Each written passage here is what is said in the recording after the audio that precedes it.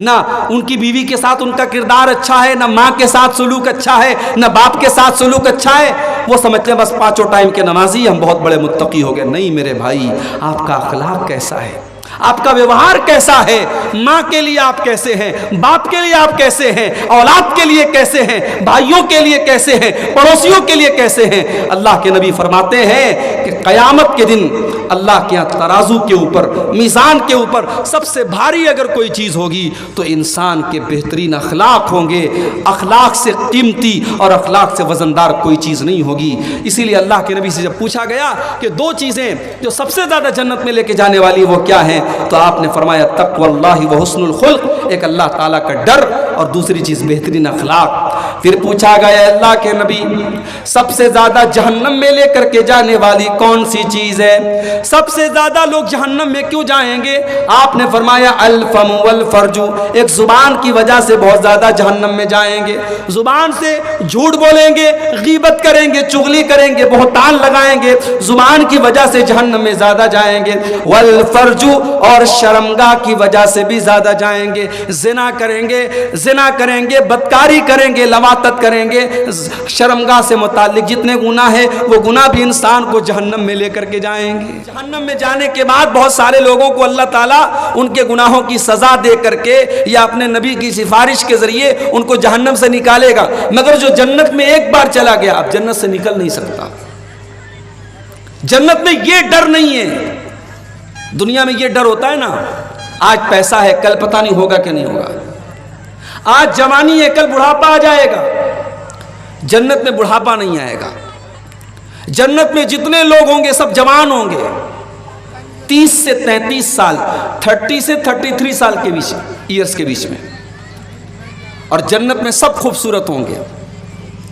دنیا میں اگر کوئی انسان بدصورت بھی رہے گا، جنت میں جاتے ہی ایسی ہوا چلے گی اس کو بہترین ہو جائے گا، اس کی شکل بہترین ہو جائے گی، سب کی ہائٹ ایک جیسی ہوگی، وہاں کوئی لمبا کوئی ناٹا نہیں، سب کی ہائٹ برابر ہوگی۔ اور جنت کی عورتیں اللہ اکبر،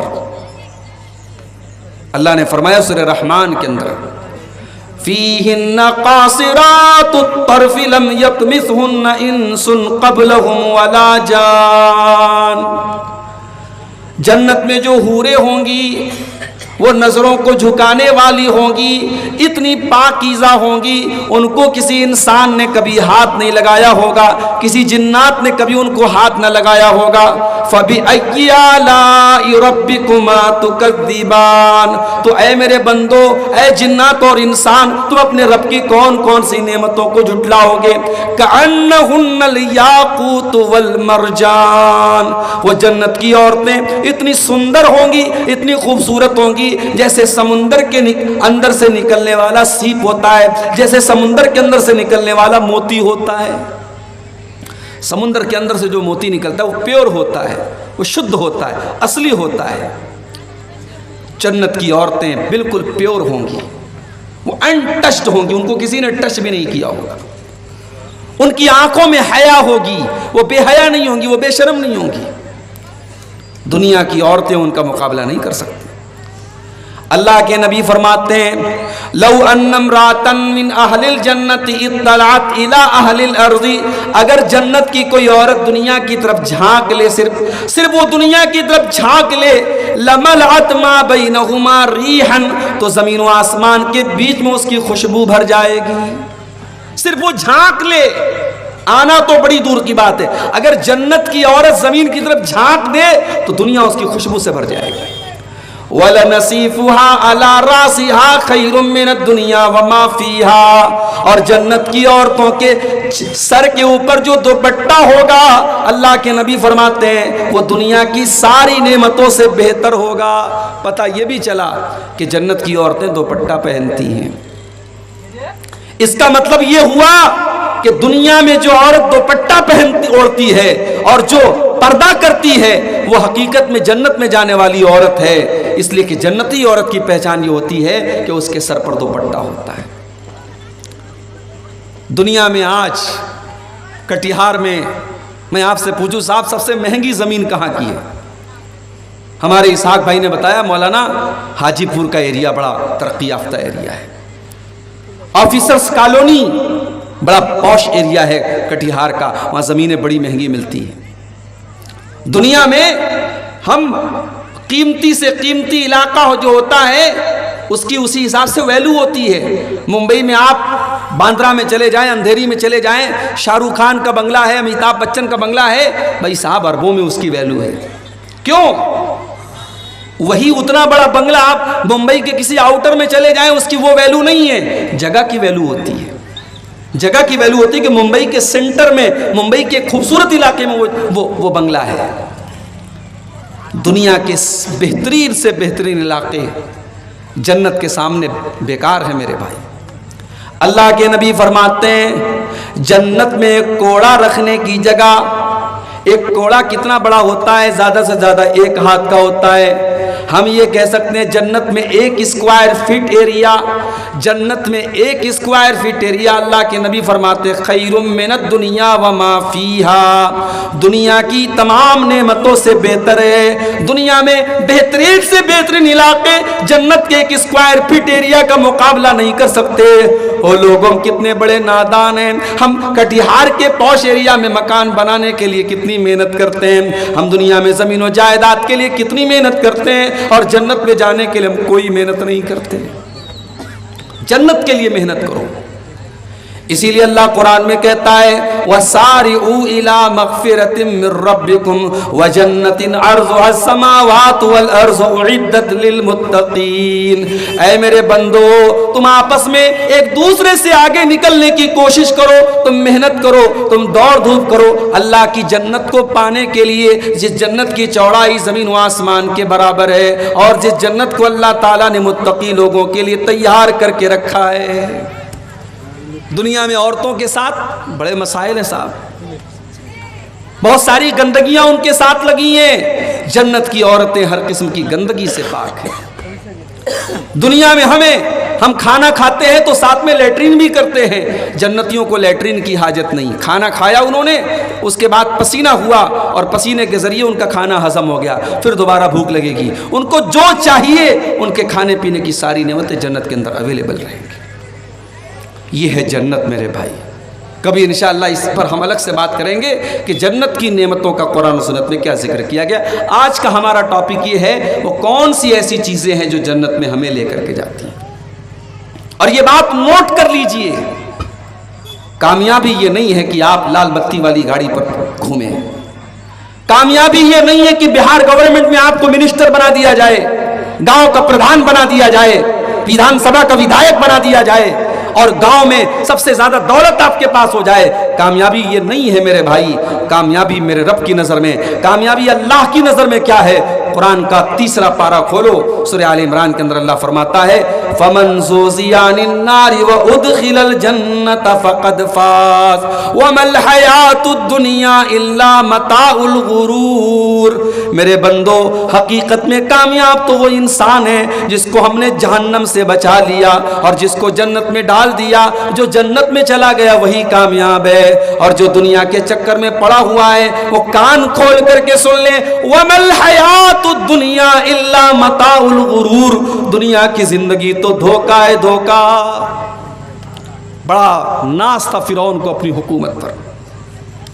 فرعون یہ سمجھتا تھا حکومت یہ کامیابی ہے، لیکن فرعون جو اپنی حکومت اور بادشاہت پر بہت غرور کرتا تھا، بہت ناز کرتا تھا، جو موسیٰ علیہ السلام کا مذاق اڑایا کرتا تھا، اللہ تعالیٰ نے اسی فرعون کو پانی میں ڈوبا ڈوبا کر کے مار ڈالا، پانی میں ڈوب کر کے مر گیا۔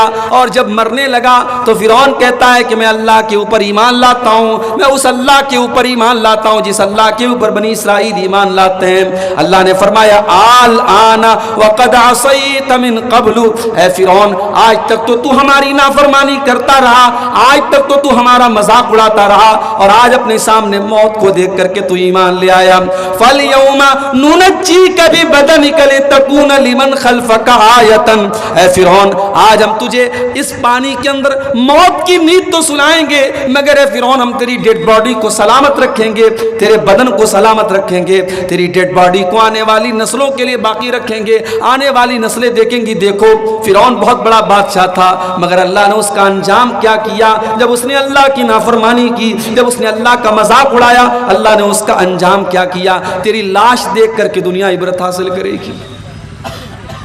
بہت پیسے والا تھا قارون، اس نے دولت کو کامیابی سمجھا ہوا تھا، جب وہ کپڑا پہن کر سج سنور کر کے سج دھج کر کے نکلا کرتا تھا تو اس کی قوم کے لوگ بیچارے بڑے بڑے جوش میں آ کر کے کہتے تھے یا لیت لنا مثل ما اوتی قارون، اے کاش ہمارے پاس بھی اتنی دولت آ جائے جتنی دولت قارون کے پاس ہے۔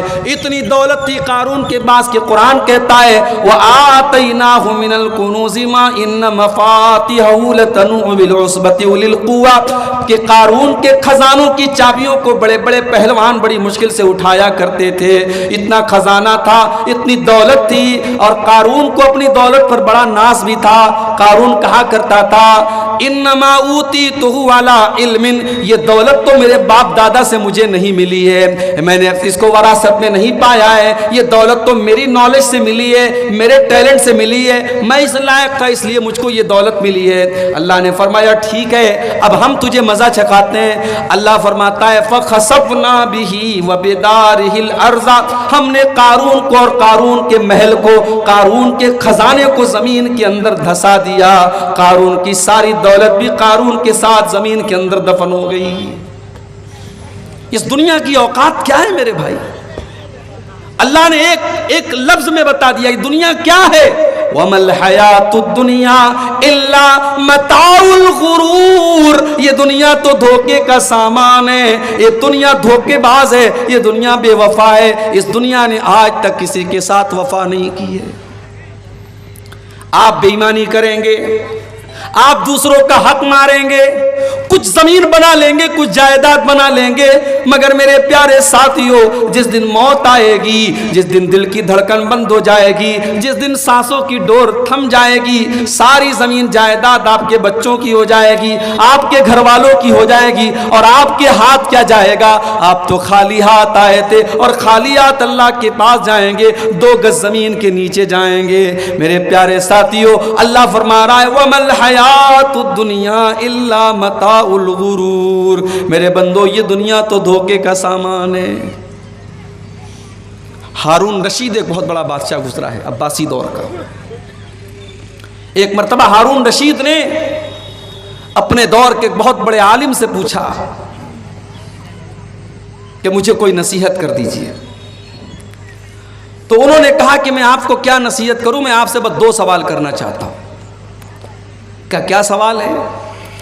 کہا مان لیجئے کہ آپ سفر پہ نکلے ہیں، ریگستان میں آپ سفر کر رہے ہیں اور بہت زور سے آپ کو پیاس لگی ہے اور دور دور تک پانی آپ کو نظر نہیں آ رہا ہے، اور پیاس اس قدر لگی ہوئی ہے کہ پانی نہ ملا تو آپ مر جائیں گے۔ اتنے میں آتا ہے ایک آدمی اور اس کے پاس ایک پیالہ ہے اور پیالے میں 2 گھونٹ پانی ہے، وہ کہتا ہے بادشاہ سلامت یہ 2 گھونٹ پانی میں آپ کو دے سکتا ہوں، بس شرط یہ ہے کہ آپ اپنی آدھی حکومت مجھے دے دیں، میں یہ 2 گھونٹ پانی آپ کو دے دوں گا۔ تو بادشاہ سلامت آپ یہ بتائیے کہ آپ کیا کریں گے، اس کو حکومت دے دیں گے یا نہیں دیں گے؟ بادشاہ نے کہا اگر ایسی بات ہے، اگر میری جان خطرے میں آ چکی ہے، میں اس قدر پیاسا ہوں کہ مجھے پانی نہ ملا تو میں مر جاؤں گا، تو جان سے بڑھ کے کیا ہے، میں آدھی حکومت دے کر کے وہ 2 گھونٹ پانی پی کر کے اپنی جان بچا لوں گا۔ پھر اس عالم نے کہا اچھا ایک بات بتائیے، کچھ اور آگے آپ بڑھے، آپ نے پانی تو پی لیا، اب وہ پانی آپ کے بدن کے اندر اٹک گیا، آپ کو پیشاب لگ رہا ہے، پیشاب کی ضرورت محسوس ہو رہی ہے، مگر پیشاب کا راستہ بند ہو گیا ہے، پیشاب نکل ہی نہیں رہا ہے، آپ تڑپ رہے ہیں، آپ مچھلی کی طرح تڑپ رہے ہیں، لیکن پیشاب کا راستہ آپ کا رک چکا ہے، پیشاب آپ کا باہر نہیں نکل پا رہا ہے، آپ درد کے مارے بے چین ہیں۔ اتنے میں ایک دوسرا آدمی آتا ہے اور وہ کہتا ہے بادشاہ سلامت میں آپ کا پیشاب نکال سکتا ہوں، میں ایسی دوا دے سکتا ہوں، ایسا طریقہ بتا سکتا ہوں کہ آپ کی پیشاب نکل آئے گی اور آپ کو اس تکلیف سے نجات مل جائے گی، شرط یہ ہے کہ آپ اپنی آدھی حکومت مجھے دے دیں۔ تو آپ کیا کریں گے، اسے دے دیں گے آدھی حکومت؟ ہارون رشید نے کہا اگر ایسا معاملہ آ گیا، میری جان پر بن چکی ہے اور پیشاب رک جانے کی وجہ سے میں تکلیف میں پڑ گیا ہوں، تو میں تو یہی کروں گا، میں آدھی حکومت اس کو دے دوں گا اور میں اس کا آفر قبول کر لوں گا۔ کہا ہے بادشاہ سلامت بس جس حکومت کی اوقات یہ ہے کہ پانی کے چند قطرے اور پیشاب کے چند قطروں سے زیادہ آپ کی حکومت کی ویلیو نہیں ہے، اے بادشاہ سلامت اس حکومت پر کبھی ناز نہ کرنا، اس حکومت پر کبھی غرور نہ کرنا، اس حکومت پر کبھی اترانا نہیں، کبھی تکبر نہ کرنا۔ آج آپ دیکھ لیں صاحب، جن کے ہاتھ میں پاور ہے وہ اپنے پاور کا کیسا استعمال کر رہے ہیں۔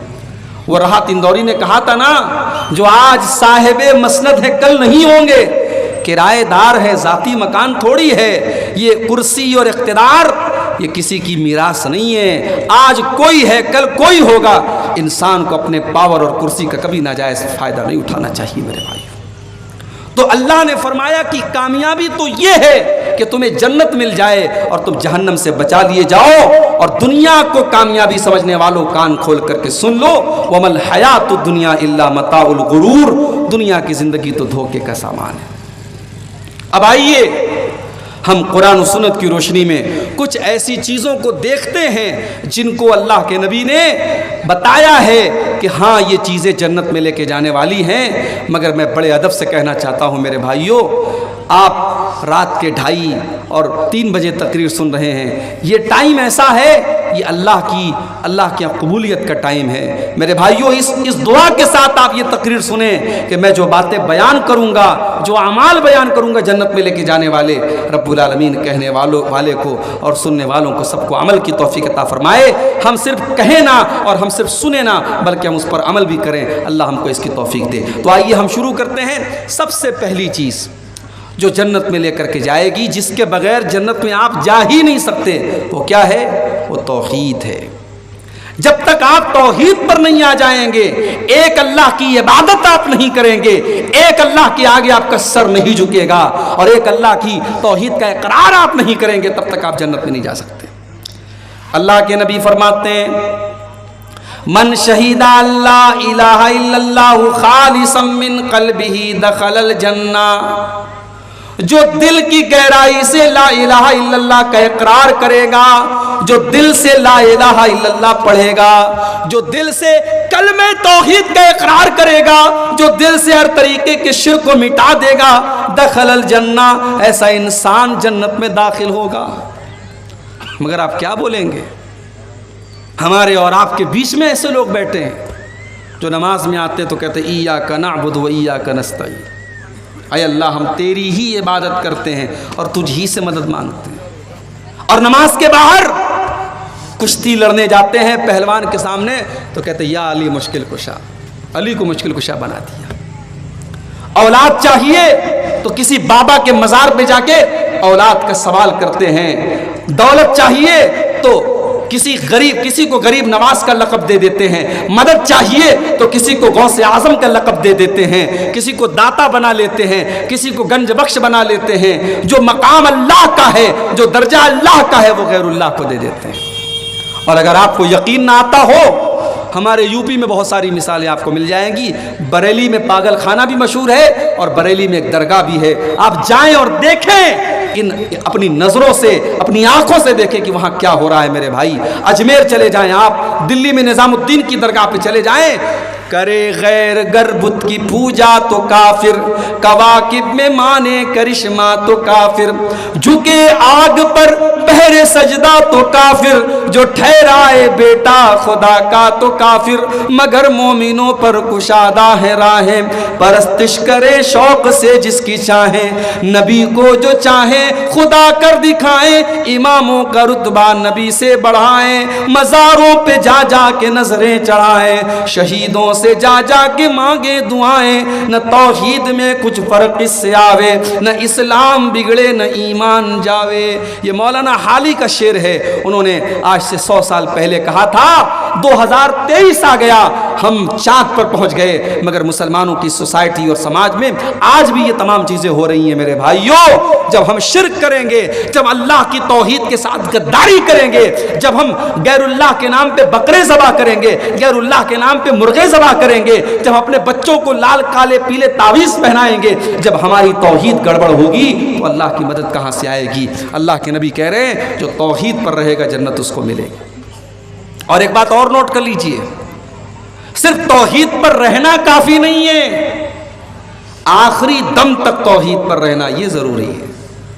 ساری زندگی انسان توحید پر رہا، مرنے کے پہلے اس نے شرک کر لیا اور بغیر توبہ کی اس کا انتقال ہو گیا، اب اللہ تبارک و تعالیٰ کیا اس کی ساری زندگی بھر کی نیکیاں تو برباد ہو جائیں گی، اس لیے کہ اللہ قرآن میں کہتا ہے وَلَا تَمُوتُنَّ إِلَّا وَأَنْتُمْ مُسْلِمُونَ، اے مسلمانوں کان کھول کر کے سن لو، تمہیں موت آئے تو ایمان کی حالت میں آئے، تمہیں موت آئے تو توحید کی حالت میں آئے، مرتے دم تک تمہیں توحید کی حفاظت کرنا ہے، ایمان پر خاتمہ ہونا ضروری ہے۔ اگر ایمان پر خاتمہ نہ ہوا، اگر شرک کے اوپر تمہارا خاتمہ ہوا تو تم برباد ہو جاؤ گے۔ آپ دیکھ لیں، ابو طالب کا نام سنا ہے آپ نے؟ بولو بھائی، سن رہے ہو یا سو گئے؟ ابو طالب کون تھے؟ نبی کے چچا تھے، نبی کو پالا تھا، نبی کا ڈیفنس کرتے تھے، نبی سے محبت کرتے تھے، سب تھا، ایمان نہیں لائے تھے۔ ابو طالب کا آخری ٹائم آیا، اللہ کے پیارے نبی اپنے چچا کے پاس جاتے ہیں، بخاری کے الفاظ ہیں اور کہتے ہیں یا عمی قل لا الہ الا اللہ، اے چچا جان آپ کلمہ پڑھ لیجئے، آپ لا الہ الا اللہ پڑھ لیجئے، اے چچا جان میں گارنٹی دے رہا ہوں اگر آپ یہ کلمہ پڑھ کر کے دنیا سے جائیں گے، اے چچا میں اللہ تعالیٰ کے یہاں اس کلمے کے ذریعے آپ کے لیے بحث کروں گا۔ میرے چچا نے کلمہ پڑھا تھا، اے اللہ تو میرے چچا کو جنت میں ڈال دے، اے چچا بس آپ کلمہ پڑھ دیجئے۔ اللہ کے نبی اپنے چچا کو کلمہ پڑھنے کے لیے پریشر ڈال رہے ہیں، آپ ان کے اوپر دباؤ ڈال رہے ہیں، اور وہیں پر ابو لہب بھی بیٹھا تھا، وہیں پر عبداللہ ابن امیہ بھی بیٹھا تھا، یہ دونوں گرو گھنٹال بھی بیٹھے تھے۔ ان دونوں نے کہا خبردار ابو طالب، اپنے باپ دادا کا طریقہ مت چھوڑنا، بڑا مشکل کام ہے۔ ابھی میرا پروگرام تھا اسی بہار میں، ایک جگہ پڑتی ہے جہان آباد، جہان آباد کے آگے گاؤں ہے، گاؤں کا نام ہے ڈبری، بڑا پچھڑا ہوا علاقہ ہے۔ پچھلے جمعہ کو میرا پروگرام تھا، گیا میں وہاں بیچارے دو چار لڑکے اہل حدیث میں، آپ کے علاقے میں 100% لوگ اہل حدیث ہیں، آپ اللہ کا شکر ادا کریں، ورنہ اسی ہندوستان میں نہیں، اسی بہار میں کتنے ایسے گاؤں ہیں میرے بھائی جہاں 2 آدمی 4 آدمی اہل حدیث ہیں بیچارے، وہ اگر کہیں سینے پر ہاتھ باندھے تو ان کو مارا جاتا ہے، کسی مسجد میں جا کر کے وہ آمین زور سے بول دے ان کو نکال دیا جاتا ہے، وہ بیچارے مجبور ہیں، ان کے بچے اپنے باپ کے اہل حدیث ہونے کے باوجود اور قرآن و حدیث پر چلنے والا ہونے کے باوجود ان کے بچے ماحول نہ ملنے کی وجہ سے اور سماج نہ ملنے کی وجہ سے بچے دوسرے راستے پر چلے جاتے ہیں۔ میرے بھائیوں، آپ کی برادری شیرسابادی برادری میں آج الحمدللہ اگر 100% آپ قرآن و حدیث پر چلنے والے ہیں تو بہت بڑی نعمت ہے، اس نعمت پر آپ اللہ کا جتنا شکر ادا کریں کم ہے۔ وہ گاؤں، وہاں 2-4 لوگ بیچارے اہل حدیث ہوئے اور باقی لوگ سب وہی پرانے باپ دادا کے ڈھرے پہ چلے آئے۔ محرم پر تعزیہ نکل رہا ہے، ربیع الاول میں جلوس نکل رہا ہے، مزاروں پر سجدہ بھی ہو رہا ہے، جہالت پھیلی ہوئی ہے۔ میں نے وہاں تقریر کی، تقریر کے بعد جب جانے لگا تو ایک آدمی آیا، بولا مولانا آپ کی بات بالکل صحیح ہے، آپ کی بات ساری باتیں بالکل صحیح ہیں، مگر ہم نے باپ دادا کو جو کرتے ہوئے دیکھا ہے اسے چھوڑنا بہت مشکل کام ہے۔ باپ دادا جو کرتے چلے آئے اس کام کو چھوڑنا آسان کام نہیں ہے میرے بھائیوں، اس کے لیے بڑی ہمت کی ضرورت ہے۔ اللہ کے نبی اپنے چچا کو سمجھا رہے ہیں اور ادھر سے وہ دونوں پریشر ڈال رہے ہیں کہ ابو طالب اپنے باپ دادا کا طریقہ مت چھوڑنا۔ بخاری کے الفاظ ہیں، ابو طالب کا انتقال ہو گیا، ابو طالب کو موت آ گئی اور آخری ٹائم ابو طالب کی زبان پر یہی لفظ تھا علی ملت عبد المطلب، میں اپنے باپ عبد المطلب کے مذہب پر دنیا سے جا رہا ہوں۔ ابو طالب کلمہ نہیں پڑھ پائے، ابو طالب توحید کو قبول نہیں کر پائے، نتیجہ کیا نکلا؟ اللہ کے نبی فرماتے ہیں میرے چچا ابو طالب کو بھی جہنم میں ڈالا جائے گا۔ ہاں انہوں نے مجھے پالا تھا، میری مدد کی تھی، میرا ڈیفنس کیا تھا، ان کے عذاب میں کچھ ہلکا پن کیا جائے گا، ان کے عذاب میں کچھ کنسیشن کیا جائے گا، ان کے عذاب کو کچھ ہٹا دیا جائے گا مگر جہنم میں میرے چچا کو بھی ڈالا جائے گا۔ میرے بھائیوں، پتہ یہ چلا کہ اللہ تعالیٰ کے یہاں یہ نہیں دیکھا جائے گا آپ کا باپ کون تھا، آپ کا چاچا کون تھا، آپ کا بھتیجا کون تھا۔ اللہ تعالیٰ کے آپ کی توحید دیکھی جائے گی، اللہ تعالیٰ کے آپ کا ایمان دیکھا جائے گا۔ اسی لیے اللہ کے نبی فرماتے ہیں من بطا بہی عملہ لم یسرع بہی نسبہ، اگر کوئی انسان اپنے عمل میں پیچھے ہے اور نسب میں بہت آگے ہے، بہت اونچے خاندان کا ہے، اللہ کو اس سے کوئی مطلب نہیں ہے۔ آپ کا عمل کیسا ہے، آپ کا کردار کیسا ہے اور آپ کا عقیدہ کیسا ہے، اللہ کے یہاں یہ دیکھا جائے گا۔ تو پہلی چیز جو ہمیں جنت میں لے کے جانے والی ہے میرے بھائیوں، وہ توحید ہے۔ اسی لیے اللہ کے نبی فرماتے ہیں من کان آخر کلامہ لا الہ الا اللہ دخل الجنہ، مرنے کے پہلے جو لا الہ الا اللہ کہہ کے گیا ہے، جو توحید پر دنیا سے گیا ہے، جو لا الہ الا اللہ پر دنیا سے گیا ہے، دخل الجنہ، وہ جنت میں داخل ہوگا۔ تو یہ پہلی چیز ہو گئی۔ دوسری چیز جنت میں لے کر کے جانے والی دوسری چیز کیا ہے؟ حضرت ابو ہریرہ کہتے ہیں، ترمذی کی روایت ہے، حضرت ابو ہریرہ کہتے ہیں کہ اللہ کے رسول سے پوچھا گیا اے اللہ کے نبی ان اکثر ما يدخل الجنہ، سب سے زیادہ جنت میں کون سی چیز لے کر کے جائے گی؟ آپ نے فرمایا تقوی اللہ و حسن الخلق۔ آپ نے فرمایا دو چیزیں سب سے زیادہ جنت میں لے کے جائیں گی، ایک اللہ کا تقوی اور ایک اچھے اخلاق۔ اور آج انہی دونوں چیزوں کی بڑی کمی ہے، اور ہم اہل حدیثوں میں زیادہ کمی ہے۔ شیطان ہمارے عقیدے کو کمزور کرنے میں شیطان بہت مجبور ہے۔ شیطان ہمارے عقیدے کو تو نہیں خراب کر پا رہا ہے، شیطان نے ہمارے اخلاق کو خراب کر دیا اور شیطان نے ہمارے تقوی کو برباد کر دیا۔ آج 20 سال کے جوان کو لے لیں آپ اور 70 سال کے بوڑھے کو لے لیں، آج سوشل میڈیا کے اس دور میں، موبائل کے اس دور میں اور انٹرنیٹ کے اس دور میں اگر سب سے زیادہ کوئی چیز متاثر ہوئی ہے میرے بھائیوں تو وہ تقوی ہے۔ آج فیس بک پر آپ ماشاءاللہ دینداری کی باتیں کرتے ہیں، اچھی باتیں کرتے ہیں، آپ فیس بک پر آپ کوئی گندی باتیں نہیں شیئر کرتے ہیں، مگر آپ جب فیس بک چلانے لگتے ہیں، فیس بک پر وہ جو ویڈیوز آتے ہیں، چھوٹے چھوٹے ریلز جن کو کہا جاتا ہے، اب ریل آئی، اب آپ دیکھنے لگے، اس میں گانا بجانا بھی آنے لگا، اس میں سیریل بھی آنے لگا، اس میں بےہودہ باتیں بھی آنے لگی، عالم بھی دیکھ رہا ہے، جاہل بھی دیکھ رہا ہے، 20 سال کا نوجوان بھی دیکھ رہا ہے، 70 سال کا بوڑھا بھی دیکھ رہا ہے۔ میرے بھائیوں، آج اگر سب سے زیادہ کسی چیز کی کمی ہے تو اللہ کے تقوی کی کمی ہے اور اللہ کے ڈر کی کمی ہے۔ آج اللہ کے نبی کی یہ حدیث ہمیں بتا رہی ہے، یہ دو چیزیں اپنے اندر ہم پیدا کر لیں، بہترین اخلاق اپنے اندر پیدا کر لیں اور تقوی پیدا کر لیں۔ اخلاق کا معاملہ بھی ہمارا بہت کمزور ہے، ہمیں سے بہت سارے لوگ ماشاءاللہ نمازی ہیں، چہرے پر داڑھی ہے، بہت دنیا کے اعتبار سے پرہیزگار ہیں، مگر جب بولتے ہیں، جب بات کرتے ہیں تو ایسا لگتا ہے جیسے پتھر مار رہے ہیں۔ نہ بات کرنے کی تمیز ہے، نہ بولنے کی تمیز ہے، نہ ان کی بیوی کے ساتھ ان کا کردار اچھا ہے، نہ ماں کے ساتھ سلوک اچھا ہے، نہ باپ کے ساتھ سلوک اچھا ہے۔ وہ سمجھتے ہیں بس 5 ٹائم کے نمازی ہم بہت بڑے متقی ہو گئے۔ نہیں میرے بھائی، آپ کا اخلاق کیسا ہے، آپ کا ویوہار کیسا ہے، ماں کے لیے آپ کیسے ہیں، باپ کے لیے آپ کیسے ہیں، اولاد کے لیے کیسے ہیں، بھائیوں کے لیے کیسے ہیں، پڑوسیوں کے لیے کیسے ہیں۔ اللہ کے نبی فرماتے ہیں کہ قیامت کے دن اللہ کے ترازو کے اوپر، میزان کے اوپر سب سے بھاری اگر کوئی چیز ہوگی تو انسان کے بہترین اخلاق ہوں گے۔ اخلاق سے قیمتی اور اخلاق سے وزندار کوئی چیز نہیں ہوگی۔ اسی لیے اللہ کے نبی سے جب پوچھا گیا کہ دو چیزیں جو سب سے زیادہ جنت میں لے کے جانے والی وہ کیا ہیں، تو آپ نے فرمایا تقوی اللہ و حسن الخلق، ایک اللہ تعالیٰ کا ڈر اور دوسری چیز بہترین اخلاق۔ پھر پوچھا گیا اللہ کے نبی سب سے زیادہ جہنم میں لے کر کے جانے والی کون سی چیز ہے، سب سے زیادہ لوگ جہنم میں کیوں جائیں گے؟ آپ نے فرمایا الفم والفرج، ایک زبان کی وجہ سے بہت زیادہ جہنم میں جائیں گے، زبان سے جھوٹ بولیں گے، غیبت کریں گے، چغلی کریں گے، بہتان لگائیں گے، زبان کی وجہ سے جہنم میں زیادہ جائیں گے، والفرج، اور شرمگاہ کی وجہ سے بھی زیادہ جائیں گے، زنا کریں گے، بدکاری کریں گے، لواطت کریں گے، شرمگاہ سے متعلق جتنے گناہ ہیں وہ گناہ بھی انسان کو جہنم میں لے کر کے جائیں گے۔ تو جنت میں لے کر کے جانے والی یہ دوسری چیز ہے، اللہ کا ڈر اور بہترین اخلاق۔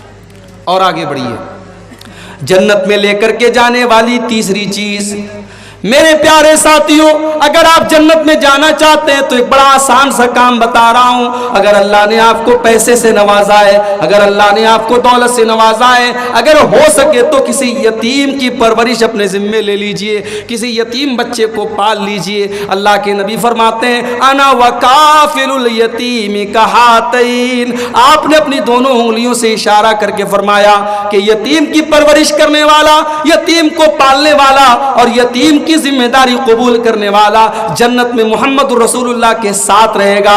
اتنا ساتھ رہے گا، اتنا ساتھ رہے گا، آپ نے دونوں انگلیوں سے اشارہ کر کے فرمایا کہ جیسے یہ دونوں انگلیاں ایک دوسرے سے جڑی ہوئی ہیں، ایک دوسرے سے ملی ہوئی ہیں، یتیم کو پالنے والا میرے ساتھ جنت میں اس طریقے سے رہے گا۔ یتیم کا بڑا حق ہے میرے بھائی۔ سماج میں اگر کوئی یتیم بچہ ہے، ہو سکے تو اس کی پرورش اپنے ذمہ لے لو، نہیں کر سکتے اس کی پڑھائی کا خرچ اپنے ذمہ لے لو۔ کتنے بچے ہیں بیچارے یتیم ہیں، پڑھنے میں بڑے ٹیلنٹڈ ہیں، مدرسے کی فیس نہیں دے پا رہے ہیں، اور قوم کے پاس بہت پیسہ ہے، اپنے فالتو کاموں کے لیے، اپنے حرام کاموں کے لیے بہت پیسہ ہے۔ میرے بھائیوں، کسی اچھے مدرسے میں جاؤ، پتہ لگاؤ کوئی ٹیلنٹڈ لڑکا ہو، کسی غریب فیملی سے بلانگ کرتا ہو، اگر یتیم ہو تو بہت سونے پہ سہاگا ہے۔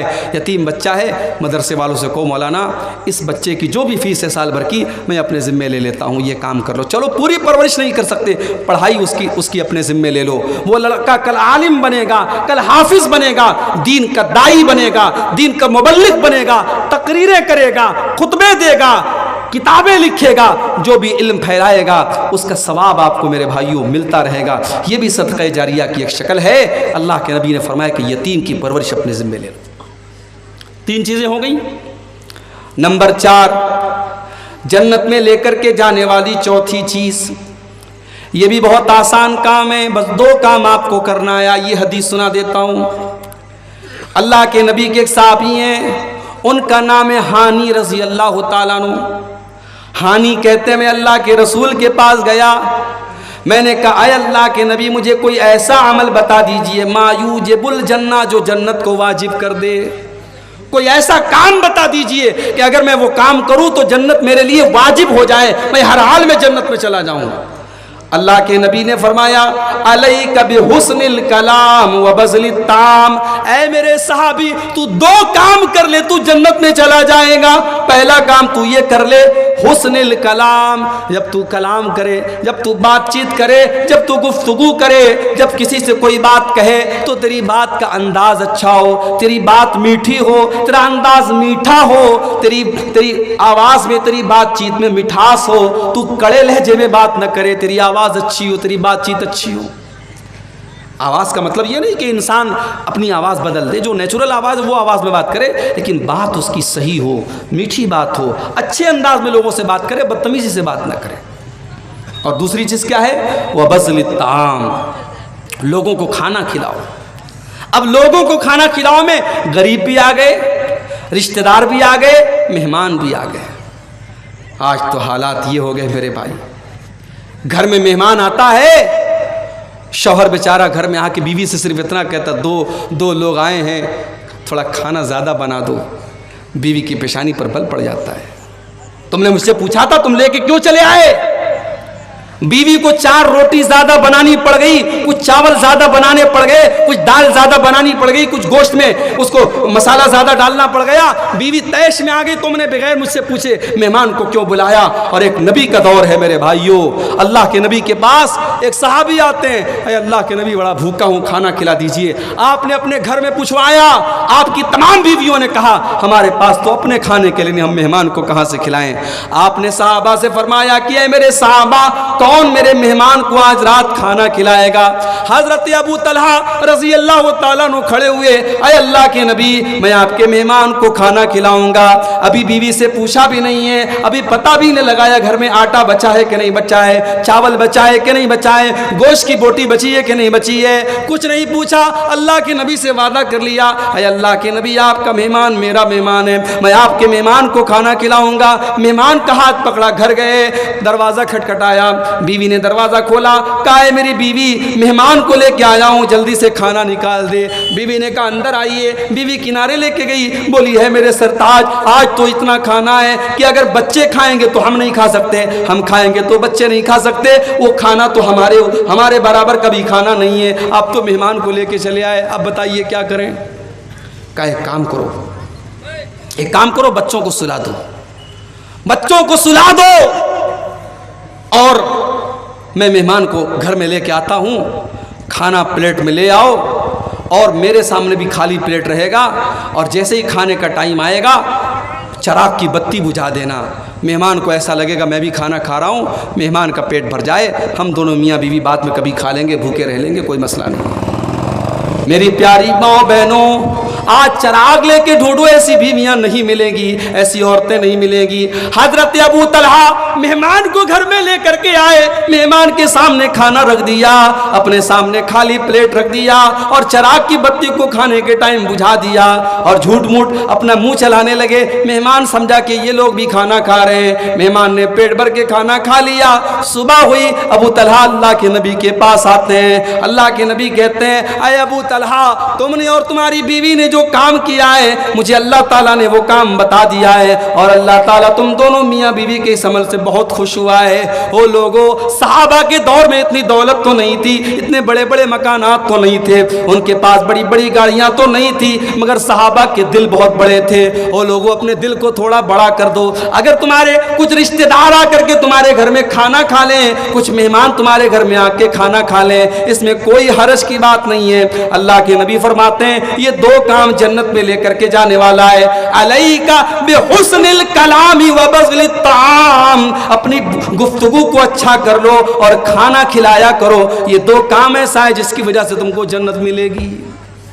और आगे बढ़िए, जन्नत में लेकर के जाने वाला एक और काम है, जब दुनिया बिस्तर पे सो रही हो या रात में कुछ मनचले किस्म के नौजवान मोबाइल पर किसी के साथ बातचीत में मगन हो, चैटिंग में मगन हो, या कुछ लड़के रात में बैठ करके फिल्में देख रहे हो, रात के उस आखिरी पहर में अगर अल्लाह का कोई बंदा उठ करके तहज्जुद की नमाज पढ़ता है, क़ियामुल लैल करता है और रात की नमाज पढ़ता है, तो ये नमाज भी इंसान को जन्नत में लेकर के जाती है। अल्लाह ने ऐसे लोगों का तज़किरा करते हुए सूरह सजदा के अंदर फरमाया, ततजाफा जुनूबुहुम अनिल मज़ाजि'i यदऊना रब्बहुम खौफन व तमा।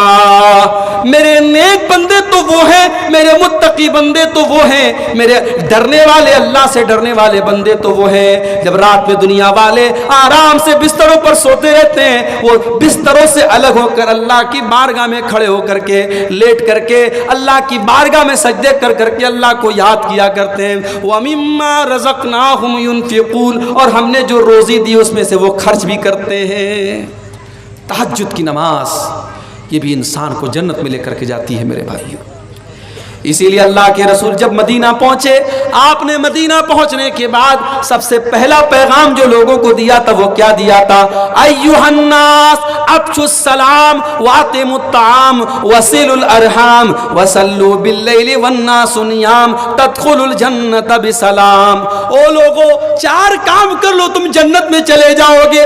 अफ्शुस सलाम, सलाम को फैलाओ, सलाम को बढ़ाओ, सलाम को फैलाओ, ज्यादा से ज्यादा एक दूसरे को सलाम किया करो, सलाम फैलाओ। और दूसरा काम वातिमुत ताम, खाना खिलाया करो, मेहमान को, गरीबों को, रिश्तेदारों को खूब खाना खिलाया करो। वसिलुल अरहाम, और रिश्तों को जोड़ा करो। वसल्लु बिल्लैलि वन्नासु नियाम, और जब रातों में लोग बिस्तर पे सो रहे हो उस टाइम तहज्जुद की नमाज पढ़ा करो, उस टाइम क़ियामुल लैल किया करो। और लोगों, इतना काम अगर तुम कर लोगे तदखुलुल जन्नत बिसलाम, तो बड़े आराम से जन्नत में चले जाओगे। जन्नत में लेकर के जाने वाला एक और काम है, 5 टाइम की नमाज फर्ज है, 5 टाइम की पढ़ना है, मगर 2 नमाजें उसमें खास तौर से ऐसी हैं जो आम तौर से हमारी और आपकी छूट जाती है। एक है फजर की नमाज, जो रात में हम सोते हैं तो छूट जाती है, और दूसरी असर की नमाज, दोपहर में आराम करते तो छूट जाती है। इन 2 नमाजों को जो पाबंदी से पढ़ेगा, من صلی البردین دخل الجنہ، اللہ کے نبی فرماتے ہیں دو ایسی نمازیں ہیں جو ٹھنڈے ٹائم میں پڑھی جاتی ہیں، ایک فجر کی نماز، ایک عصر کی نماز، یہ دو ٹھنڈی نمازوں کو جو پابندی سے پڑھے گا، اس کا مطلب یہ نہیں کہ باقی تین کو چھوڑ دے گا، چونکہ یہ دونوں نمازیں زیادہ اہم ہیں اور زیادہ عام طور سے ان دونوں نمازوں میں غفلت ہوتی ہے، اس لیے اللہ کے نبی فرماتے ہیں ان دو نمازوں کو جو پابندی سے پڑھے گا وہ جنت میں جائے گا۔ ابھی 2 دن پہلے میں سفر میں تھا، موبائل میرا ڈسچارج ہو گیا، اور آپ لوگ تو سمجھتے کہ مولانا صاحب تو صاحب فلائٹ سے آتے ہوں گے، فلائٹ سے جاتے ہوں گے، اے سی سے آتے ہوں گے، اے سی سے جاتے ہوں گے۔ کبھی کبھی مولانا صاحب لوگوں کو بھی کیسا کیسا سفر کرنا پڑتا ہے ہم آپ کو بتا نہیں سکتے۔ 2 دن پہلے میں کلکتہ سے بردمان سے گھر جا رہا تھا، بنارس جا رہا تھا، اور اتفاق دیکھیے ٹرین کا ٹکٹ میں نے بنایا تھا، اے سی کا ٹکٹ بنایا تھا، لیکن چونکہ ابھی ہمارے غیر مسلم بھائیوں کے تہوار کا سیزن چل رہا ہے، ٹرینوں میں بہت رش چل رہا ہے، ٹکٹ میرا کنفرم نہیں ہوا، ٹکٹ کنفرم نہیں ہوا۔ اب صاحب سسٹم آپ جانتے ہیں، اگر آن لائن ٹکٹ بنایا ہے آپ نے اور ٹکٹ کنفرم نہیں ہوا تو اس کا مطلب کہ آپ کا وہ ٹکٹ کینسل ہو جائے گا اور اب آپ وداؤٹ ٹکٹ ہو گئے۔ اب مجھے جانا بھی ضروری تھا، میرا بہت ضروری کام تھا بنارس میں، میں نے سوچا چلو بھائی ٹی ٹی سے بات کرتا ہوں۔ میں نے جنرل ٹکٹ خریدا، ٹی ٹی سے ملا، میں نے کہا ٹی ٹی صاحب مجھے بنارس مغل سرائے تک جانا ہے، کوئی سیٹ آپ مجھے اے سی 3rd کلاس میں، اے سی 2nd میں، اے سی 1st کلاس میں، جتنا بھی پیسہ لگے میں دینے کے لیے تیار ہوں۔ ٹی ٹی نے کہا بھائی صاحب کہیں کوئی جگہ نہیں ہے، پوری ٹرین فل ہے، میں آپ کو کہیں کوئی سیٹ نہیں دے سکتا۔ ٹرین کے اندر اے سی ڈبے کے اندر سیٹ خالی تھی، میں بیٹھا، ٹی ٹی نے باہر کر دیا، نہیں آپ اندر نہیں بیٹھ سکتے، آپ کے پاس ٹکٹ نہیں ہے، یہ ساری سیٹیں ریزرو ہیں، آپ اندر نہیں بیٹھ سکتے۔ ٹرین کے باہر جو دروازے کے پاس جہاں بیسن لگا ہوتا ہے اور جہاں لیٹرین کے دروازے ہوتے ہیں، پوری رات میں نے وہیں پر بیٹھ کر کے پوری رات گزاری میرے بھائی، اور موبائل میں میری اتفاق سے چارجنگ بھی نہیں تھی، موبائل بھی ڈسچارج تھا، میں کسی سے کوئی بات بھی نہیں کر سکتا تھا، تو وہ رات میرے لیے بڑی بھاری گزری۔ ایک تو تکلیف جو تھی ہوئی، رات بھر وہاں دروازے کے پاس جو بیٹھنا پڑا، وہیں لیٹنا پڑا، وہ تو جو تکلیف ہوئی۔ موبائل آج ہماری ضرورت بنا ہے، اگر موبائل سوئچ آف ہے، موبائل بند ہے تو انسان ایسا لگتا ہے کہ صاحب اس دنیا میں بالکل یتیم ہو گیا ہے، اتنا تعلق ہو گیا ہمارا موبائل سے، اتنا جڑاؤ، اتنا کنیکشن ہو گیا ہمارا موبائل سے۔ میرے پیارے نوجوان ساتھیوں، آج 1 گھنٹہ بھی اگر آپ کا موبائل ڈسچارج ہو جائے تو آپ بے چین ہو جاتے ہیں، نہ جانے کس کی کال آئی ہوگی، نہ جانے کس کا میسج آیا ہوگا، اور 1 گھنٹہ بھی آپ موبائل کے بغیر نہیں رہ سکتے ہیں۔ لیکن 24 گھنٹے میں 5 مرتبہ جو اللہ تعالیٰ کے ساتھ آپ کا کمیونیکیشن ہوتا ہے، جو اللہ تعالیٰ کے ساتھ آپ کی بات چیت ہوتی ہے، جو آپ اللہ تعالیٰ کی بارگاہ میں کھڑے ہو کر کے اللہ سے بات چیت کرتے ہیں، ہماری 5 ٹائم کی نمازیں چھوٹ جاتی ہیں اور ہمیں کوئی فرق نہیں پڑتا ہے، ہمارے کانوں پر کوئی جو نہیں رینگتی ہے، ہمارے پر کوئی فرق نہیں پڑتا ہے۔ میرے پیارے ساتھیوں، اللہ کے نبی فرماتے ہیں جس کی عصر کی نماز چھوٹ جائے فَكَأَنَّمَا وُتِرَ أَهْلُهُ وَمَالُهُ، وہ اتنے بڑے نقصان میں پڑ گیا، سمجھو اس کے اہل و عیال خطرے میں چلے گئے، اس کا مال خطرے میں چلا گیا، سمجھو اس کا بہت بڑا نقصان ہو گیا جس کی عصر کی نماز چلی گئی۔ اتنی اہمیت ہے عصر کی نماز کی۔ میرے پیارے ساتھیوں، نماز کی پابندی کرو، اور خاص طور سے فجر اور عصر کی نماز کی پابندی کرو، یہ 2 نمازیں ہمیں جنت میں لے کر کے جائیں گی۔ اور آگے بڑھیے، جنت میں لے کر کے جانے والا ایک اور کام، بہت آسان کام، بہت سمپل کام، کچھ نہیں کرنا ہے آپ کو۔ ہر فرض نماز کے بعد آیت الکرسی کو پابندی سے پڑھا کیجئے۔ اللہ کے نبی فرماتے ہیں من قرأ آیت الکرسی دبر کل صلاۃ، ہر فرض نماز کے بعد جو پابندی سے آیت الکرسی پڑھتا ہے لا یمنعہ من دخول الجنت الا ان یموت، اس کو جنت میں جانے سے کوئی چیز روک نہیں سکتی ہے۔ جیسے ہی اس کی موت ہو جائے گی، جب تک وہ زندہ ہے تب تک وہ جنت میں نہیں جا سکتا ہے، مرنے کے بعد اس کی جنت پکی ہے جو ہر فرض نماز کے بعد پابندی سے آیت الکرسی پڑھتا ہے۔ آیت الکرسی چھوٹے چھوٹے بچوں کو بھی یاد ہوتی ہے، آپ یاد کر لیں میرے بھائی، اور کوشش کریں ہر فرض نماز کے بعد آیت الکرسی کو ضرور پڑھیں۔ اور صرف فرض نماز کے بعد نہیں، رات میں بستر پہ سونے جب جائیں تب بھی آیت الکرسی پڑھ کے سویا کریں۔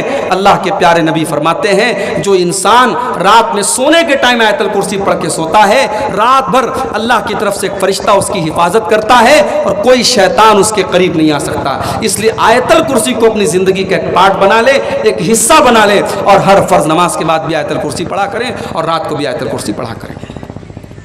اور آگے بڑھیے، جنت میں لے کر کے جانے والی ایک اور چیز، اگر آپ جنت میں جانا چاہتے ہیں اور کسی سے آپ کا جھگڑا چل رہا ہے، آپ کا کیس چل رہا ہے اور آپ کو پتا ہے کہ آپ صحیح ہے، سامنے والا غلط ہے، لیکن اگر آپ کو جنت میں جانا ہے تو چھوٹی سی قربانی آپ کو دینی پڑے گی، اپنے اہنکار کو قربان کرنا پڑے گا، اپنی ایگو کو قربان کرنا پڑے گا، اپنی انا کو قربان کرنا پڑے گا۔ اللہ کے نبی فرماتے ہیں انا زعیم ببیت فی الجنہ، میں جنت کی گارنٹی لیتا ہوں اس انسان کے لیے لمن ترک المیراء وان کان محقا، جو حق پر ہونے کے باوجود جھگڑے کو ختم کر دے، حق پر ہے، صحیح ہے، پھر بھی جھگڑے کو ختم کر دے، ایسے انسان کو میں جنت کی گارنٹی دیتا ہوں۔ یہ اللہ کے نبی نے فرمایا۔ میرے پیارے ساتھیوں، اگر اس حدیث پر اگر عمل کرنے کے لیے ہم اپنے جھگڑوں کو ختم کر دیں، نہ جانے کتنے خاندانوں کے کیس ختم ہو جائیں، نہ جانے کتنے بھائی بھائی کے مسئلے حل ہو جائیں۔ صرف اس حدیث کو اپنے سامنے رکھیے کہ اللہ کے نبی جنت کی گارنٹی دے رہے ہیں اس انسان کو جو حق پر ہونے کے باوجود جھگڑے کو چھوڑ دے۔ اور آگے بڑھیے، جنت میں لے کر کے جانے والی ایک اور چیز بڑی آسان چیز ہے، بس ہمیں اتنا کام کرنا ہے۔ اگر اللہ نے دولت سے نوازا ہے اور ہمارے پاس اللہ کے گھر کا حج کرنے کی طاقت ہے، اللہ کے گھر کا حج ہم کر سکتے ہیں، ہم پہلی فرصت میں حج کر لیں۔ انتظار نہ کریں ابھی تو مکان پورا نہیں ہوا، انتظار نہ کریں ابھی تو بیٹی کی شادی نہیں ہوئی، انتظار نہ کریں ابھی تو لڑکے کی شادی نہیں ہوئی۔ معاف کرنا میرے بھائی، لڑکے کی شادی، لڑکی کی شادی اور مکان کا بنوانا یہ حج کے لیے کوئی شرط نہیں ہے۔ اگر آج آپ کے پاس اتنی دولت ہے کہ آپ حج کر سکتے ہیں تو پہلی فرصت میں آپ حج کر لیجئے، اس سے پہلے کہ آپ بیمار ہو جائیں، اس کے پہلے کہ آپ کی دولت ختم ہو جائے، اس کے پہلے کہ آپ حج کا وہ کام نہ کر سکیں۔ بہت ساری مثالیں ہیں، بہت ساری مثالیں ہیں۔ خود میرے اپنے گھر میں میری والدہ محترمہ کی بڑی خواہش تھی حج کرنے کی، فارم بھی بھرا گیا ان کا، لیکن قسمت میں نہیں تھا، مقدر میں نہیں تھا۔ اس کے پہلے کہ وہ حج کرتی لاک ڈاؤن لگ گیا اور لاک ڈاؤن کے بعد ان کا انتقال ہو گیا اور ان کی حسرت ان کے دل میں رہ گئی۔ میرے بھائیوں، اگر آپ کے پاس حج کرنے کی طاقت ہے اور آج آپ 40 سال کے ہیں تو 60 سال کا انتظار مت کیجئے، گارنٹی نہیں ہے۔ ہم نے کورونا کا دور دیکھا، ہم نے مختلف بیماریوں کا دور دیکھا، اور ابھی بنارس میں جو حالات ہیں آپ کو میں بتا نہیں سکتا کہ کیا حالات ہیں۔ ہر گھر میں کوئی نہ کوئی بیمار چل رہا ہے۔ اس وقت بھی ایک بیماری پھیلی ہوئی ہے پورے بنارس میں، اس کو بولتے چکن گنیا، یعنی وہ ایسا بخار ہوتا ہے کہ بدن کے جوڑ جوڑ میں درد ہوتا ہے۔ اس وقت بنارس کے ہر گھر میں 2-4 لوگ اس بخار میں مبتلا ہیں، اور ابھی میرے جاننے والوں میں، میرے رشتہ داروں میں 10 لوگ ایسے ہیں جو کینسر کی بیماری میں، جو بڑی خطرناک بیماری ہے کینسر کی بیماری، اس بیماری میں مبتلا ہیں، اور اس میں 2-3 لوگوں کا انتقال بھی ہو گیا ہے۔ میرے بھائیوں، ہم نہیں جانتے کب کون سی بیماری ہمارے پیچھے لگ جائے گی، کب کون سی وبا ہمارے اوپر آ جائے گی۔ اس لیے اگر حج کرنے کی طاقت ہے تو حج پہلی فرصت میں کر لو، اس حج کا بدلہ بھی جنت ہے۔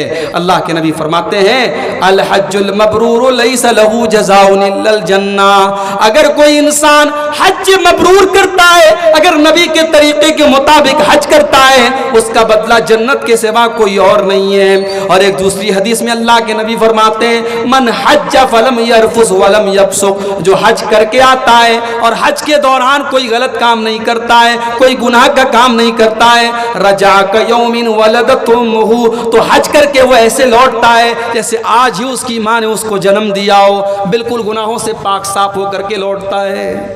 حج کر دیجیے آپ۔ اسی طریقے سے میری پیاری ماں اور بہنوں، اگر آپ جنت میں جانا چاہتی ہیں، بہت ہی سمپل طریقہ بتا رہا ہوں۔ ایک عورت اگر جنت میں جانا چاہتی ہے، بہت ہی سمپل طریقہ بتا رہا ہوں، صرف 4 کام ایک عورت کر لے جنت میں چلی جائے گی۔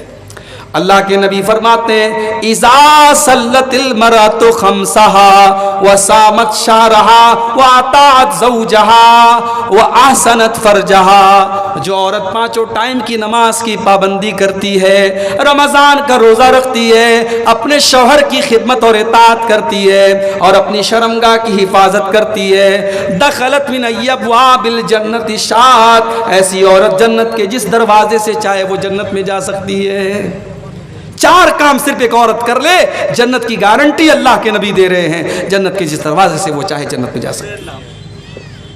اسی طریقے سے میرے پیارے ساتھیوں، اگر آپ جنت میں جانا چاہتے ہیں، کبھی رات میں بیٹھ کر کے، کبھی تنہائی میں بیٹھ کر کے، جب کوئی دیکھنے والا نہ ہو، کوئی کیمرہ نہ لگاؤ، کوئی آڈیو ریکارڈنگ نہ کر رہا ہو، کوئی ویڈیو نہ بنا رہا ہو، رات کا اندھیرا ہو، آپ ہیں اور آپ کا کمرہ ہے اور آپ کے گناہوں کی سیاہی ہے، اللہ کی بارگاہ میں اپنے ہاتھ پھیلائیے اور اپنے گناہوں کو یاد کر کے اللہ سے معافی مانگیے۔ وہ جو قطرے آپ کی آنکھوں سے نکلیں گے میرے پیارے ساتھیوں، اللہ کے نبی فرماتے ہیں عینان لا تمسہم النار، 2 آنکھیں ایسی ہیں جو کبھی جہنم میں نہیں جائیں گی، عین بکت من خشیت اللہ، ایک وہ آنکھ جو اللہ کے خوف سے روتی ہے، جس سے آنسو نکلتے اللہ کے خوف سے، وہ آنکھ کبھی جہنم میں نہیں جائے گی۔ اور ایک وہ آنکھ، وہ عین باتت تحرس فی سبیل اللہ، اللہ کے راستے میں چوکیداری کر رہی ہے، سرحدوں کی حفاظت کر رہی ہے، اس آنکھ والے کو بھی اللہ تعالیٰ جہنم میں نہیں ڈالے گا۔ 2 آنکھوں کو اللہ تعالیٰ جہنم میں نہیں ڈالے گا۔ اگر ہم اور آپ جنت میں جانا چاہتے ہیں، اپنی آنکھوں کو کبھی اللہ کے خوف سے اپنی آنکھوں میں ہم آنسو بھی لے آئیں میرے بھائیوں، وہ آنسو جو اللہ کے لیے بہیں گے، وہ آنسو بھی ہمیں جنت میں لے کر کے انشاءاللہ جائیں گے۔ اور اسی طریقے سے اگر آپ جنت میں جانا چاہتے ہیں تو میرے پیارے ساتھیوں، شریعت نے ایک کام اور بتایا ہے کہ ہمیشہ سچائی کا ساتھ دو، ہمیشہ سچائی کا ساتھ دو، سچ بولو اور سچ لوگوں کا ساتھ دو۔ اللہ کے نبی فرماتے ہیں علیکم بالصدق فإن الصدق یہدی الی الجنہ، اے میری امت کے لوگوں ہمیشہ سچائی کا ساتھ دو، کیونکہ سچائی جنت کی طرف لے کر کے جاتی ہے۔ وإیاکم والکذب، اور جھوٹ سے ہمیشہ بچو، فإن الکذب یہدی الی النار، کیونکہ جھوٹ آپ کو جہنم کی طرف لے کر کے جاتا ہے۔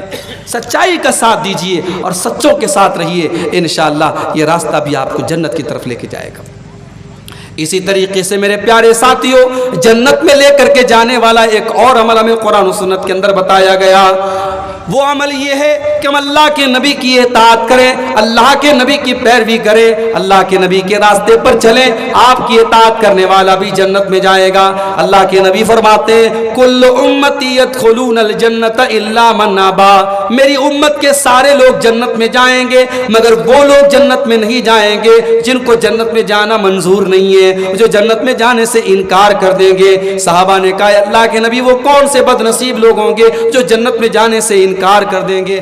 آپ نے فرمایا من اطاعنی دخل الجنہ، جو میری اطاعت کرے گا وہ جنت میں جائے گا، ومن عصانی فقد ابا، اور جو میری نافرمانی کرے گا وہ جہنم میں جائے گا۔ جو میری نافرمانی کرے گا سمجھو وہ جنت میں جانے سے انکار کر رہا ہے۔ میرے پیارے ساتھیوں، آج کتنے مسلمان ہیں، ان کے سامنے نبی کی حدیث پڑھ کے سنا دو، ان کے سامنے بخاری کی روایت پڑھ کے سنا دو، ان کے سامنے اللہ کے نبی کا عمل پڑھ کے سنا دو، وہ کہتے ہیں صاحب بات تو صحیح ہے، حدیث تو صحیح ہے، روایت تو صحیح ہے، مگر ہم اپنے باپ دادا کا طریقہ نہیں چھوڑ سکتے، ہم اپنے پیر صاحب کا طریقہ نہیں چھوڑ سکتے، ہم اپنے بزرگوں کا طریقہ نہیں چھوڑ سکتے۔ ابھی آپ کے بہار میں ایک اسٹیشن ہے بارسوئی، بارسوئی سے مجھے جمعہ پڑھانا تھا پاکڑ میں، اور اتفاق سے کوئی ٹرین نہیں تھی تو بارسوئی سے 4 ویلر بک کر کے میں پاکڑ گیا تھا۔ اب وہ جو 4 ویلر والا تھا وہ اتفاق سے ٹناٹن تھا، بالکل ٹناٹن۔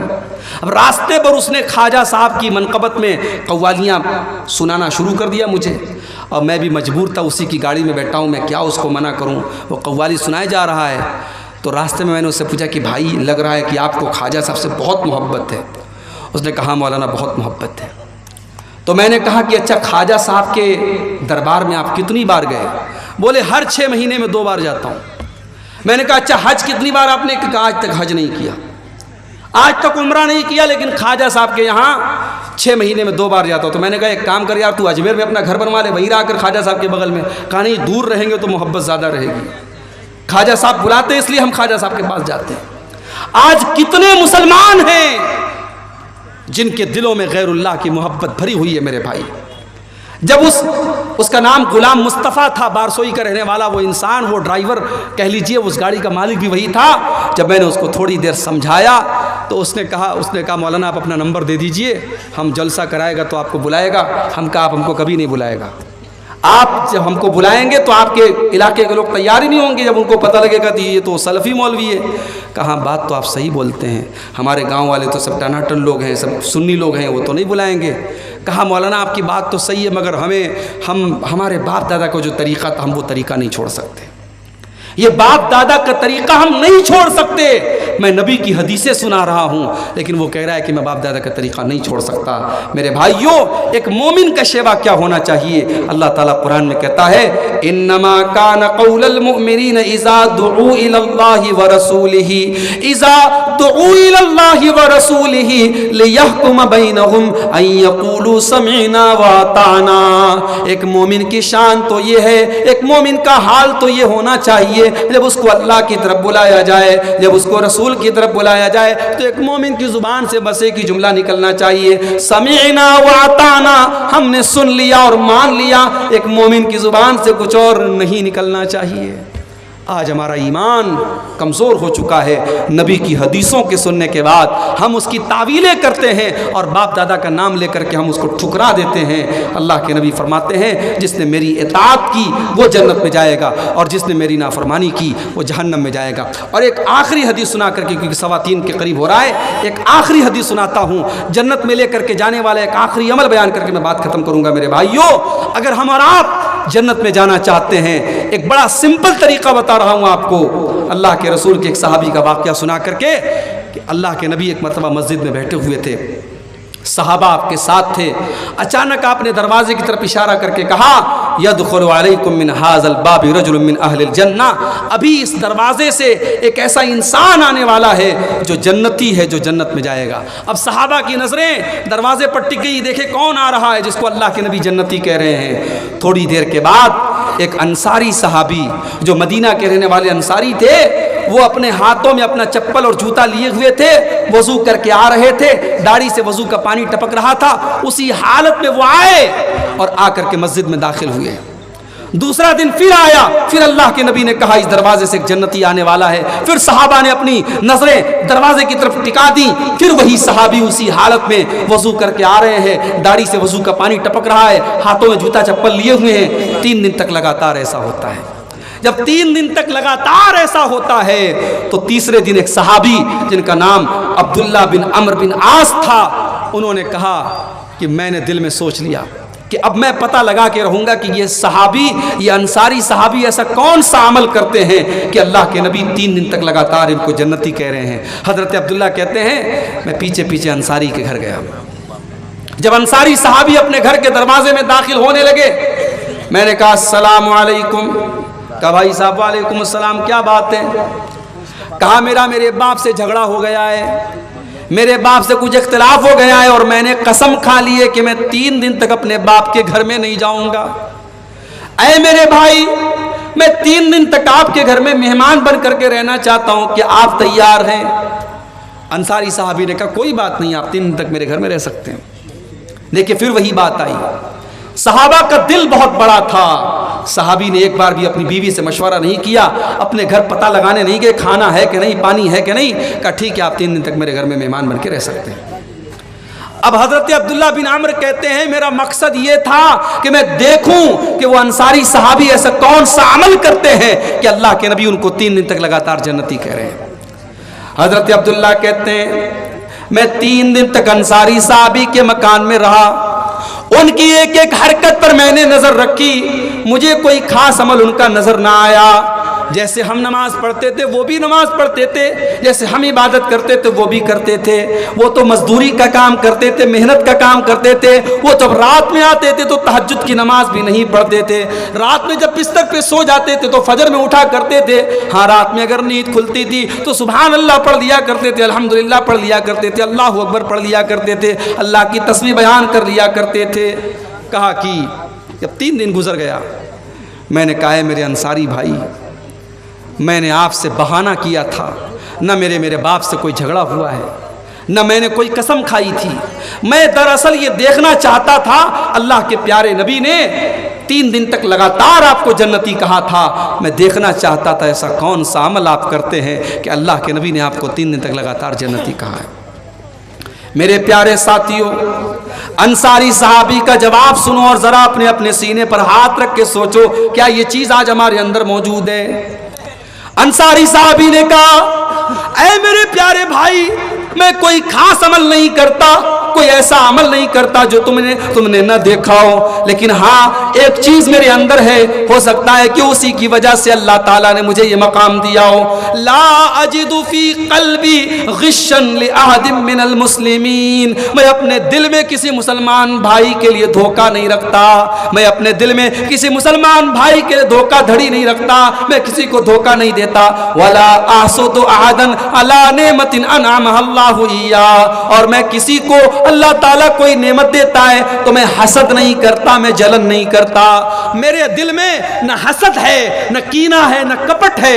ہو سکتا ہے اسی کی وجہ سے یہ مقام ملا ہو۔ حضرت عبداللہ نے کہا اسی کی وجہ سے تم کو یہ مقام ملا ہے۔ میرے پیارے ساتھیوں، جنت میں جانا ہے، اپنے دل کو کینوں سے پاک کرو، اپنے دل کو کپٹ سے پاک کرو، اپنے دل کو حسد سے پاک کرو۔ آج بھائی بھائی سے حسد کر رہا ہے، پڑوسی سے حسد کر رہا ہے، رشتہ دار سے حسد کر رہا ہے، کسی نے دولت زیادہ کما لی، اس کی دولت دیکھ کر کے حسد، کسی نے زیادہ نام کما لیا، اس کا نام دیکھ کر کے حسد، کسی نے اچھا مکان بنا لیا، اس کا مکان دیکھ کر کے حسد۔ میرے بھائی حسد مت کرو، اللہ تیرے مقدر میں جو ہے وہ تجھے مل کر کے رہے گا، اس کے مقدر میں جو ہے وہ اسے مل کر کے رہے گا۔ آپ کے حسد کرنے سے آپ کا نقصان ہے، اس کا کوئی نقصان نہیں ہے۔ میرے پیارے ساتھیوں، یہ چیز بھی اگر اپنے اندر ہم پیدا کر لیں، اپنے دل کو پاک اور صاف کر لیں تو انشاءاللہ جنت میں لے کر کے جانے والی یہ چیز بھی ہے۔ میرے عزیز بھائیوں، میرے بزرگوں، آج ضرورت اس بات کی ہے، جنت میں لے کر کے جانے والے مختلف اعمال میں نے آپ کے سامنے بیان کیے۔ یہ اعمال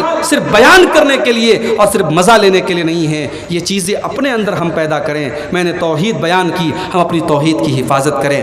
میں نے اپنی شرمگاہ کی حفاظت کی بات کہی، ہم اپنی شرمگاہ کی حفاظت کریں۔ میں نے زبان کی حفاظت کی بات کہی، ہم زبان کی حفاظت کریں۔ میں نے تقویٰ کی بات کہی، ہم تقویٰ اپنے اندر پیدا کریں۔ میں نے مہمانوں کو اور غریبوں کو کھانا کھلانے کی بات کہی، وہ جذبہ ہم اپنے اندر پیدا کریں۔ یہ جتنی باتیں بیان ہوئی ہیں ان پر عمل کرنے کی ضرورت ہے۔